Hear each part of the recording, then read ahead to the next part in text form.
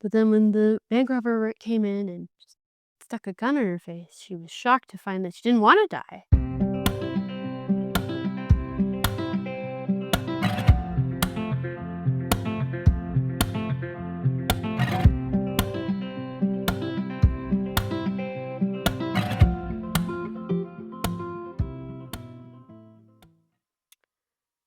Welcome to the club. This is Cracking the Spine, a book club that actually talks about books. Today, talking about the book Anxious People by Fredrik Backman. Hope I'm saying that right. He's a Swedish author. I assume he's Swedish. It's set in Sweden. And the reason I was interested is because he also wrote A Man Called Uv, which I haven't actually read. But they made a movie out of it. It's like A Man Called. They changed his name to be more American friendly. Oslo, I think. I think it's about this guy, the old man that lives alone and is grumpy and finds happiness. I don't know. My parents lived in Sweden for a while, so my sister came home with it and was like, "You'll like this. It's Swedish." And they watched it, and I think they liked it. I didn't watch it, but I remembered it. So when I knew that, I was like, "Yay, I'll give this one a try." The cover says, "A brilliant and comforting read." So I was like, "Eh." About anxious people? That doesn't sound comforting. That sounds anxiety-inducing. But I thought I'd give it a try. Fair warning, spoilers. Only halfway through the book, but still spoilers. So I immediately liked the book because there's chapter 1, a bank robbery. Lots of police are about to storm an apartment. But this story is about idiots. It was like, okay. And it just kind of goes on and you're like, okay. It has interesting writing style. It's like cheeky. And I know that I'm not sure about Sweden, but there's some European countries where that's just how they interact with people. That's their humor, is to be cheeky. So I wouldn't be surprised if that's how the Swedes are. There's a chapter that goes on for a couple pages, and then chapter 2 is 2 paragraphs long. And it ends. There's a big blank space on the page. We go on to chapter 3. It's like, I'm gonna like this book. It's different, and that intrigues me. And I did. So far, I have really liked this book. It's hard to describe the plot because the most interesting thing about the narrative is that it jumps around so much. And there's a sticker on the front that says a Netflix series has been made out of it. And it's like, I can see why. We know there's a bank robbery and a hostage situation, but that's like all it gives you in the first paragraph. Or not the first paragraph, the first chapter. And then it like jumps to the policeman interviewing the estate agent who's showing the apartment that the bank robber ran into and took everybody hostage from. It's just, I can't even describe the plot. It's so good. But you jump back and forth from stuff that happened before the bank robbery, stuff that happened during the hostage incident, and stuff that happened after. You're jumping around. But every time you jump around, you get introduced to another character. And it's so, sometimes it's like jump, new character. But there's sometimes where it's so smooth of a transition that it's so good. The writing is so good. And I don't think I could tell it in that jumpy roundy way because it's just quick. It's short chapters and then you have more information and you get more information every time you keep reading and it just holds you for it's just so good. Alright, so there is a bank robber. I've noticed that they have specifically not included the gender of the bank robber, which I'm not exactly sure why yet. Like, why does that matter? Like, we know the gender, like, he has a wife, and it's just, it's such a big story. Okay, bank robber. His backstory is his mom was an alcohol addict. He just got a divorce because his wife was cheating on him with his boss, and his boss was making him work more overtime so that they could be cheating. Just super scummy. He has 2 daughters, and the wife confessed and was like, I want a divorce. I want to move out. And because his mother was an alcoholic, he had just kind of learned to not make a fuss for his children because he grew up having to cover and help and like he he couldn't ask for help because if he told someone, they would take him away from his mom. So he had to lie and get really good at lying and get really good at covering things up so that he could stay with his mom. I'm assuming he. So when the divorce happens and his wife's like, "The house is mine, you need to get out." And then he goes to work and the boss is like, "This is just kind of awkward. So how about you don't work here anymore?" Which is so illegal. Like, you could so totally fire the entire company for being fired just because they're sleeping with your wife. That is.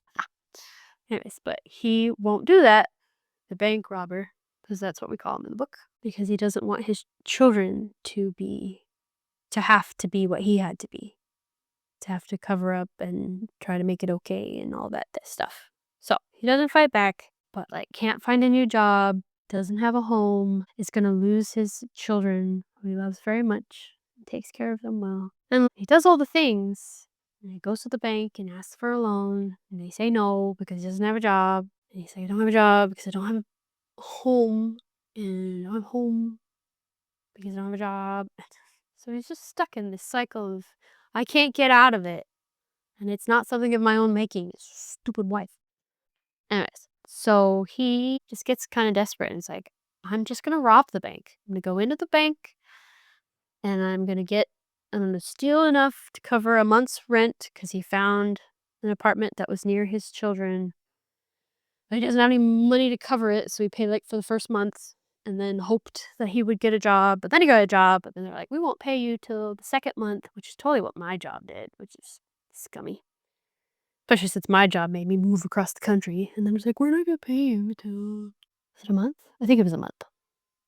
Anyways, dumb. Anyways, I feel things. I apologize. So he's like, I'm going to go to that bank that turned me down and I'm going to steal just enough money to cover a month. And then I'm going to pay it back after I get paid for this job. So he goes into the bank and the bank is cashless. They don't have cash. It's all digital. And he's like, I didn't know. Like, I didn't know to check that. What bank? What is this? So utterly fails the bank robbery. It's so hard to keep on top of things because there's someone at the bank that shows up somewhere else in the story, but I can't remember where it was. Anyways, so fails at robbing the bank. Hears a police siren outside. Well, like sees a police officer walking up the street. Panics, thinks they're there for him, runs across the street into a building, and the building just leads to a bunch of stairs. So of course runs up the stairs, and it's a bunch of apartments. And so he jumps into the one with the door open, which is the apartment viewing, slams the door. It's like 6 people in the apartment, and suddenly he's in a hostage situation because he's got a gun and he's wearing a ski mask, but wasn't intending to take hostages, wasn't intending to like steal millions from the bank. And it's just this. Once we get hop back enough to get more of the story, it's just I am almost frustrated at the stupidity of the people, which is like page one. Page one, he said, this is a story about idiots. So I should have known.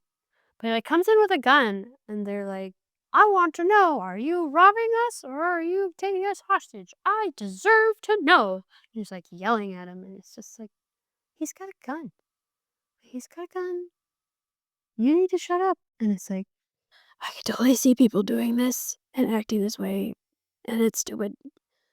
And there's a pregnant lady who's just like sassy pregnant, and all of their relationships with each other are just broken. And this book, and I think this is a Swedish thing, book is very negative, but in a cheeky way. It talks a lot about how adults don't know anything, but we try to pretend like we know everything. And being an adult myself, it's like, I super identify with this, which is like a positive feeling, but also what you're saying is really sad. That I'm a loser and I don't know anything. And so it's mildly depressing as well, which just feels like a Northern European thing to do. Could be wrong though. I could be making assumptions. What was I? But yeah, so everyone's an idiot. Everyone's relationships are unhealthy. Not unhealthy, but like not picture perfect. And that's why this situation where we've got some couples and people that are really struggling with things internally with this robber who's also struggling with his own things, just kind of is this pile of chaos where nobody's acting rational for what the situation is. And I had to shift. Like, this book is not a murder or not a murder. The book is not a mystery book because it's set up that they have this hostage situation. In the beginning of the book, they're like, and everyone walks out, all the hostages walk out, and they go in to get the bank robber, and he's not there. But there's blood everywhere, and they heard a gunshot, but there's no body or gun. And so it's like, oh, this is a mystery. And like, where did he go? And how did he get out? But as the book goes on, it's like, oh, it's not about the mystery. The mystery is the hook. The story is about the people. And so I want everyone to act rationally and give clues and this is what I saw and blah blah blah. But it's not about that. It's about this is where I am in my life. Like it would be in real life. Like things happen to you, but that doesn't mean that you just turn off who you are and the things you're struggling with and etc. Which I find once I made the shift, it's like, okay, it's about the people. It's not about the mystery. Then it's really interesting because you learn about a person. Oh, there's just so much depth. Okay, the police officer. You learn he's the police officer investigating, and he doesn't like that his bosses are trying to bring in the people from Stockholm to take over because he's in a backwaters place. He can't handle it. And he's really frustrated at his partner, and his partner is just trying really hard to, be a partner with him.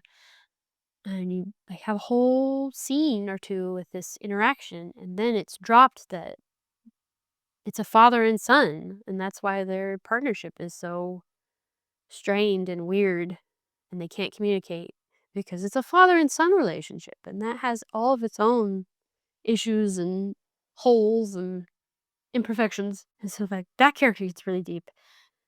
But then you learn that he wanted to become his dad didn't want him to become a police officer, but he wanted to become a police officer because one day he went out to the bridge and there was a man standing on the bridge and he's like, "No," and he like tries to talk him down and the man talks about how much he loves his daughters and like how good they are and he's like, "Oh, well, he won't jump because he's talking so positively about his family."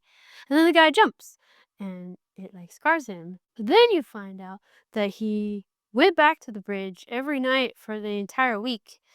And after a week, there was a girl on the bridge and the girl was going to jump.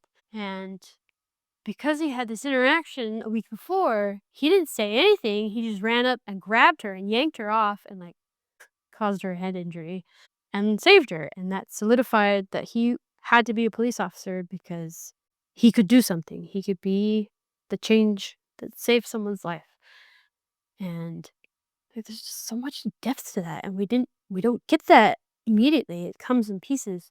And then we find out that oh my gosh, it's just it's written so well. I feel like as the writer, my brain would have exploded trying to organize all of this so well.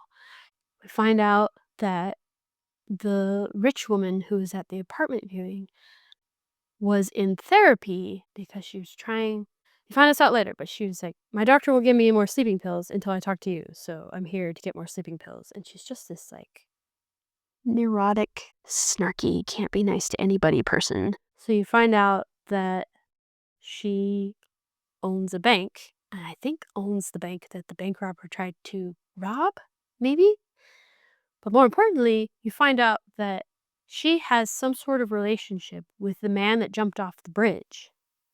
We don't know what that is. She just know she has a letter in her purse from that man that she has never opened because she doesn't want to know like she doesn't want to know that she's a bad person, that it was her fault that he committed suicide. Spoiler warning, there's a lot of mental health issues in this book and ending of lives. So beware. Alright. She has this relationship with this man, but we don't know what that relationship was yet. But we know that him dying had a huge effect on her. And then we learn that she was there when the girl tried to jump, but was just watching when the police officer came and saved her. But then we learn that the girl who tried to jump is this banker lady's therapist, and she had heard about the man's suicide and was just so depressed and couldn't feel enough that it gave her the idea to go see. But she was saved, and that's why she became a therapist, is because being yanked off and getting the head injury and going to the hospital just like took the edge off enough for her that she didn't want to commit suicide, and so she became a therapist to help others, and then was the therapist to this banker lady who was there when she tried to jump off, and but she was only there because the banker lady, whatever relationship it was to this man jumping, but who's the man and what's the relationship? Ugh, it's just so interesting. And then there's like other couples. Oh, it's just, and then there's like a rabbit, and you're like, what rabbit? Who's rabbit? Why is there a rabbit at this viewing? Ugh. And it's confusing me because the first interview you see is the estate agent who was showing the apartment. But then when we're actually in what happened in the apartment, there's absolutely no mention of the estate agent. Like it's all the other characters and the rabbit, but nobody's talking about the estate agent anymore. And I'm like, why? Is that because the bank robber is the estate agent? But they mentioned, like, some lady was upset because some other viewer was like, I want to eat these limes. She's like, you can't do that. The estate agent put them there to make the apartment look pretty, and that's just not done, and you shouldn't do that. And I had a right mind to go tell her, walk over there and tell her that she was being stupid. So, like, she was there, but like, nobody's talking about her. They're like describing when they're all around the bathroom because the rabbit's in the bathroom. They're describing everyone, but they're not describing the estate agent. And but they asked the banker lady in her interview. This is such a rambly response, but that's how the book is. It's just so bounce around. They asked the banker lady how many people were there. She's like, 2 couples and a single person. And they're like, okay, so that's 5 plus you and the bank robber plus you and the estate agent. And it's just like, that's a little flimsy math. And she's like, sure, if that's the number you want. It's like, what's happening? It's really exciting. And there's just enough mystery that it just drives the story forward. But that's not the point of the story. It's that the banker woman made it a habit of going to viewings of apartments, but only apartments that had balconies where you could see the bridge from them. And she has been doing this for 10 years, which was how long it was when the incident happened. But then when the bank robber came in and just stuck a gun in her face, she was shocked to find that she didn't want to die. And so it's just, it's so intricate. And it's just interconnected and so many layers, and I wonder if the Netflix series captures this, but it seems like on the surface level, it's this mystery with all these characters, but it's this deep commentary on people and that we're all broken, struggling people, no matter where we are, whether we're the super rich bank teller, owner, or if we're the person that has no home and no job and is losing his family. We're all struggling through things. And when you look at someone else and you think they've got their crap together, like that's not true. We can all identify with the commentary that the author makes between giving you more information about the situation. It's just so good. It's so good. I love it. I like set it down for a little bit and kind of lost interest because my TikTok brain was like, it's taking too long to get to the mystery. But now that I see it for what it is, I have no idea where these people are going to end up. Like, do they get a happy ending, or is it just this moment gave me something to think about? Like, are they going to change, or is that going to be part of the commentary that, like, life goes on and we still have to struggle with these things? But are they? Ugh, I don't know where it's going to go. Like, am I going to care about the mystery at the end? Like, I really hope they actually tell me what happened, but like, is that gonna matter to me more than the people? And is that the message? That you go into a situation and you're focused on, I gotta get this task done or figure out this problem, but you really actually accomplish something when you care more about the people than the problem or the task or whatever it is. Maybe I'm just feeling extra profound today, but that is the message I am taking away from the first half of this book, is that people matter more. And we're just so task oriented, especially with jobs. Like, we have to do a job. We have to make money to exist and support ourselves and the people we love. And so focusing on tasks seems to really matter. But really, it's the people. And you can't care about the people until you know the people. And that's what this book feels like. It feels like I see this level of the person, and then I see this deeper level, and then I see this level.